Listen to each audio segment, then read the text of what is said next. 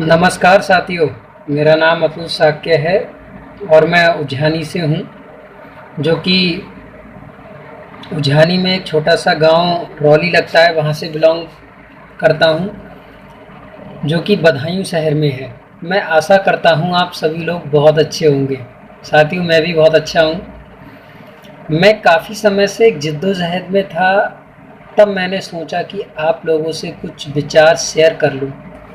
मैं forever business owner हूँ। मैं एक इंटरनेशनल कम्युनिटी के साथ एसोसिएट हूँ, जो हेल्थ व वेल्थ पर लोगों की मदद करती है।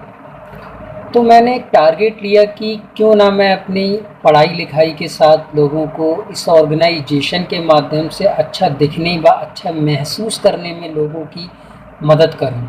अक्सर मेरा मिलना बहुत सारे लोगों के साथ होता है, जो अलग अलग फील्ड ग्रुप, अलग अलग डिपार्टमेंट, अलग अलग क्षेत्र से बिलोंग करते हैं। इसमें मेरे मिलने वाले सबसे ज़्यादा संख्या युवा यंगस्टार की रही है, जो अभी अपनी स्टडी कंप्लीट कर रहा है या कंप्लीट हो चुकी है। इतने सारे अलग अलग लोगों से मिलने पर मुझे बहुत खुशी होती है, पर कुछ लोगों से मिलने के बाद मुझे दुख भी महसूस होता है। इसमें सबसे ज़्यादा बड़ी संख्या है हमारे देश के युवा भविष्य यंगस्टार की, जो अभी अपनी लाइफ के बड़े बड़े डिसीज़न लेने के मोड़ पर है। दुख इसलिए होता है कि इतनी बड़ी बड़ी पढ़ाई लिखाई, बड़ी बड़ी डिग्रियां, अपने माँ बाप का लाखों रुपए डिग्रियों में लगाने के बाद आज का युवा वर्ग क्रिएटिव नहीं है। उसे भविष्य के नए नए मौके व नई नई अपॉर्चुनिटियाँ समझ में ही नहीं आ रही। लाइफ की अच्छी अच्छी ग्रेट अपार संभावनाओं में इंटरेस्ट ही नहीं है। उसे जिन बातों व प्रयासों में इंटरेस्ट है कि अच्छी पढ़ाई लिखाई करने के बाद अच्छी गवर्नमेंट जॉब मिल जाएगी, उसमें वह 99% फेल हो रहा है। जब उन्हें यह सब नहीं मिलता तो बड़ा दुख होता है ये जानकर। वो लोग पंखे से लटक के अपनी जान भी दे देते हैं। गवर्नमेंट कह रही है हम इतनी बड़ी जनसंख्या को जॉब नहीं दे सकते हैं, अपना स्वरोजगार ट्राई करो। तो पता लगा अपनी डिग्रियां जलाने लगे, मुर्दाबाद के नारे लगाने लगे, धरने पर बैठ गया। और दिल तो तब रोता है जब पता लगता है कि बड़ी बड़ी डिग्रियां, बीटेक, बीटीसी, पीएचडी वाला युवा चपरासी बनने की जॉब में भी फॉर्म डालता है और वहाँ भी उसका नंबर नहीं आ पाता। मैं नहीं समझ पा रहा हूँ कि हो क्या रहा है। ऐसा लगता है कि किसी ने हमारे देश के भविष्य की बुद्धि विवेक पर अंकुश लगा दिया होगा, अर्थात सोचने समझने की बुद्धि पर कैप लगा दिया कि इससे हटकर कुछ आगे सोचना ही नहीं है।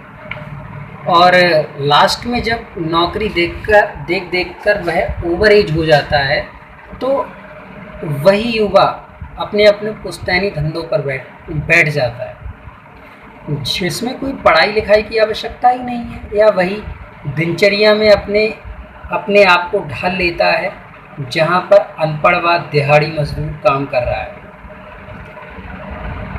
ऐसा देख कर उनके माँ बाप खून के आंसू रोते हैं, जब उन्हें पता लगता है कि मैंने इसे अपना पेट काट कर बहुत सारी प्रोफेशनल डिग्रियां करवाईं, और इतनी सारी डिग्रियां करवाने के बाद इसे चपरासी बनने की नौकरी भी नहीं मिली। तो वह समझ जाता है कि इन डिग्रियों का क्या मतलब होता है। साथियों, मेरा मकसद आपकी भावनाओं को ठेस पहुंचाने का नहीं है। मैं आपकी भावनाओं को चोट नहीं पहुंचाना चाहता, पर जो वास्तविकता है उससे हमें रूबरू होना पड़ेगा। मेरा तो मकसद यह है कि हमारा युवा देश का भविष्य इतनी डिग्रियां कर रहा है, इतना पैसा खर्च कर रहा है, इतनी पढ़ाई, पैसा, टाइम, बस एक नौकरी के लिए। क्या पढ़ाई लिखाई का मकसद सिर्फ नौकरी ही रह गया है, या पढ़ाई लिखाई के बाद सिर्फ नौकरी ही हो सकती है? दोस्त, नौकरी चाहे छोटी हो या बड़ी हो, बनाती नौकर ही है। तो क्या हम इतने ज्ञानवान बनने के बाद नौकर ही बनेंगे? क्या हम मालिक नहीं बन सकते हैं? निर्णय आपको लेना है। 1 मिनट में आपकी लाइफ नहीं बदल सकती है, पर 1 मिनट में लिया गया निर्णय आपकी लाइफ ज़रूर बदल सकता है। साथियों, आपको मालूम है, जॉब से कहीं ज़्यादा समृद्धि, खुशी, रुपया, पैसा, ग्रेट लाइफस्टाइल व्यापार से आ सकती है। यह बात आपके दिमाग में इसलिए नहीं आई क्योंकि आप परंपरागत पुराने बिजनेस सिस्टम से परिचित हैं, नए ज़माने के 21वीं सदी के व्यापार से परिचित नहीं है। अगर परिचित नहीं है तो परिचित हो जाइए। यह अच्छा समय है महान निर्णय लेने का। अगर अब भी निर्णय गलत ही ले लिया तो लाइफ में कुछ भी बदलाव नहीं हो पाए,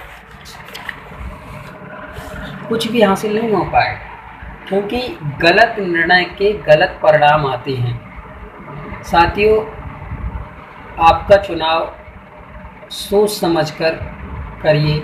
मैं अतुल शाक्य पिछले कुछ समय से इस सिस्टम के साथ एसोसिएट हूँ। यहाँ मैंने अपनी योग्यता के अनुसार एक अच्छी इनकम को एंजॉय कर रहा हूँ। मैं यहाँ अभी बहुत बड़ी उपलब्धियाँ हासिल नहीं कर पाया हूँ, पर इस इंडस्ट्री ने मुझे जीना सिखा दिया कि ज़िंदगी होती क्या है। अगर मैं इस इंडस्ट्री में नहीं आता तो मैं कभी भी सपने नहीं देख पाता, ना उन्हें लिख पाता। आज इस इंडस्ट्री की बदौलत मैंने अपने सपनों को लिखित रूप दिया ताकि मैं अपनी किसी ड्रीम को भूल ना पाऊँ, ड्रीम को मैं क्रमबद्ध तरीके से पूरा कर सकूँ। भगवान के द्वारा हमको दी गई एक अनोखी कला यह भी है कि हम महान लक्ष्य बना सकते हैं। इंसान को छोड़कर दुनिया के किसी भी जीवधारी में एक कला नहीं होती है, बस होती है तो उनके छोटे छोटे लक्ष्य होते हैं, हैंड टू माउथ। बस बड़े व महान लक्ष्य नहीं होते हैं। बड़े व महान लक्ष्यों के बारे में सोचना सिर्फ इंसान ही सोच सकता है, पर इस इंडस्ट्री के माध्यम से मैं महान लक्ष्यों को भी बना पाया हूँ। इन लक्ष्यों व सपनों को पूरा करने के लिए दृढ़ संकल्पित भी हूँ।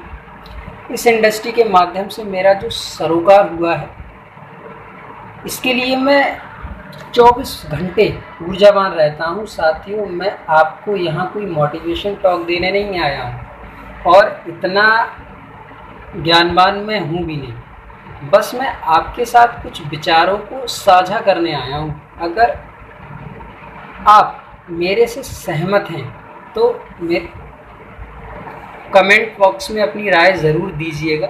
आपकी राय का हमें इंतज़ार रहेगा। आपका साथी Atul Kumar Shakya. Thank you sir.